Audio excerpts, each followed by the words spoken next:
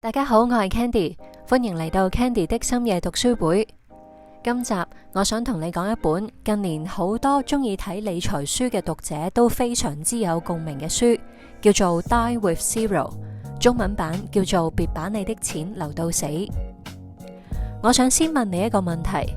你有冇試過好努力咁返工，好努力咁儲錢，好努力咁做一個好有計劃嘅成年人？不過夜晚靜咗落嚟嘅時候，你會突然之間懷疑，我而家咁樣到底係經營緊人生，定抑或係延遲緊人生呢？因為我哋由細到大都被教要儲蓄、要安全，同埋要為將來打算。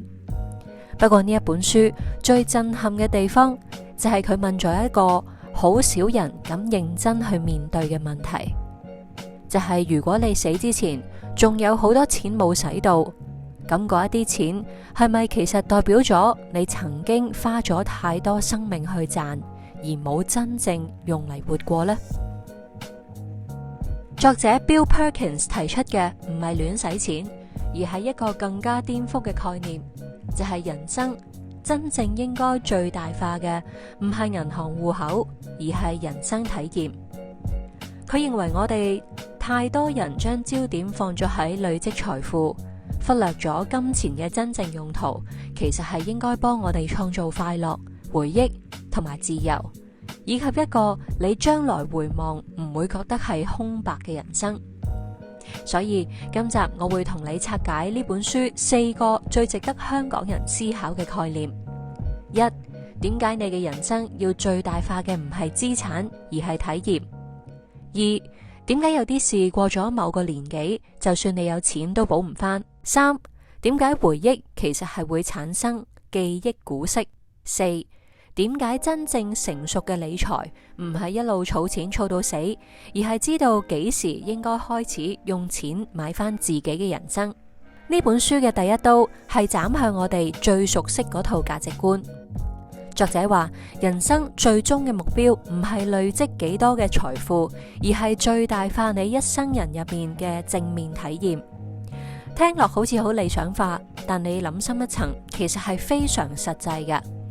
因為錢本身係冇感覺，數字並唔會令你幸福。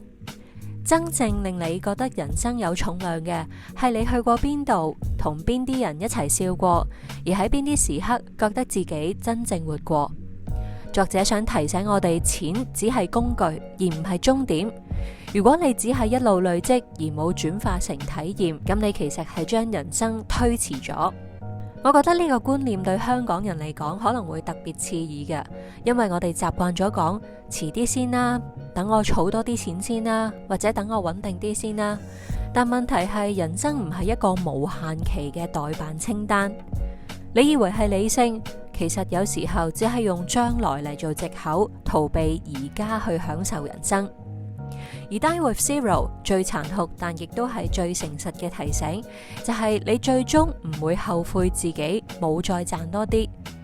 你更加可能後悔嘅係自己明明有能力，但係冇喺啱嘅時間去經歷啱嘅事。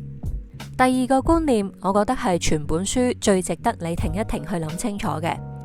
作者話，一個人一生人最重要嘅3種資源就係金錢、時間同健康，但係呢3樣嘢唔會喺同一時段同時處於高峰。你後生嘅時候可能會有體力、有膽量、有恢復力，不過就冇咁多錢。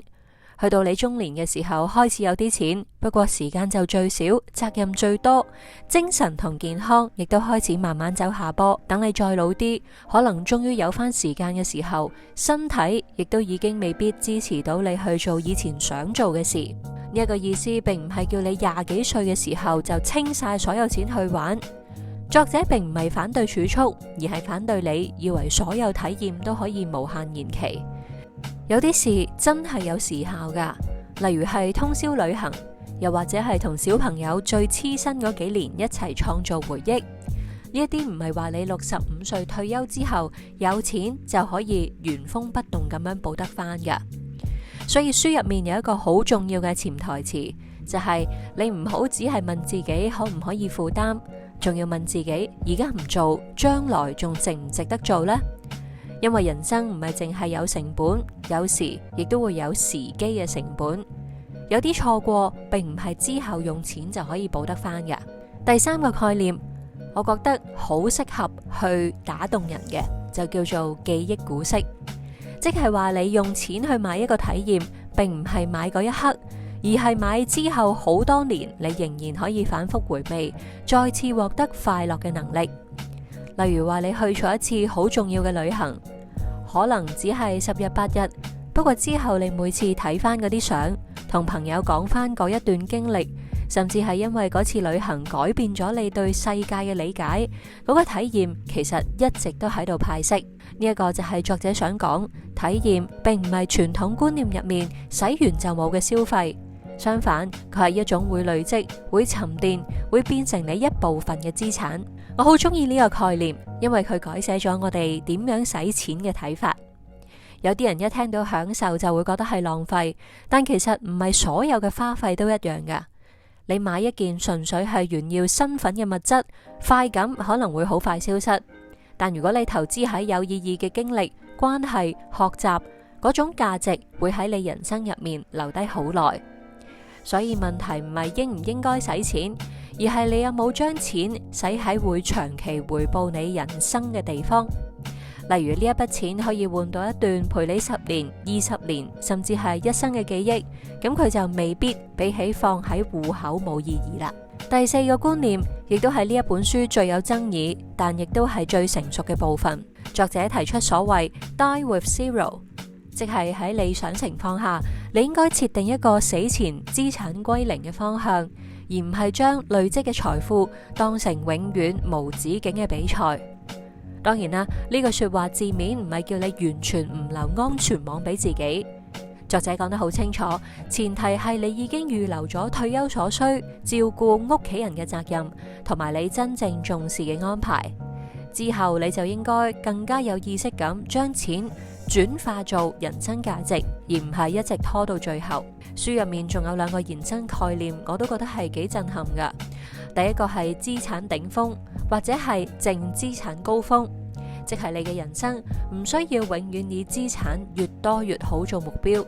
而係要知道自己大概喺邊個階段應該由累積轉向消費體驗。第二個係，如果你本身有心係想留錢俾仔女嘅話，作者甚至認為，與其等你走咗之後先變成遺產，不如喺對方最需要、最用得着嘅時候提早俾佢。我覺得呢一點好值得香港家庭去思考，因為好多父母窮一世慳一世，最後留低一筆錢，但仔女去到50-60歲先至收到。呢一筆錢當然有用啦，但好多時最需要幫一把嘅階段，其實一早就過咗。作者想講嘅唔單止係錢，而係價值要用喺有用嘅時間發生，先至叫做真正有價值。而且書入面亦都提醒我哋，有時候用錢買時間本身就係一個高回報嘅投資，尤其是當你進入人生某啲階段，時間比金錢更加稀缺，用錢去減少瑣碎工作，增加陪伴屋企人或者係做重要事情嘅空間，往往比單純再儲多一筆錢更加值得。所以睇完 Die with Zero， 我自己最大嘅感受係，佢唔係一本教你去揮霍嘅書。所以睇完 Die with Zero， 我自己最大嘅感受係，佢唔係一本教你去揮霍嘅書，相反，佢其實係一本逼你認真面對人生有限性嘅書。佢要你問自己，我而家做緊嘅每一個財務決定，究竟係令我更加接近一個有感受、有回憶、有主導權嘅人生，定係話只係令到我嘅戶口數字更加多呢？我覺得人生去到某個年紀，最痛嘅唔一定係冇錢，可能係你終於有錢，不過已經冇體力、冇時間、冇人陪你，甚至連想要咩都唔太記得。而呢一本書最重要嘅提醒，就係有時人生真係要及時行樂，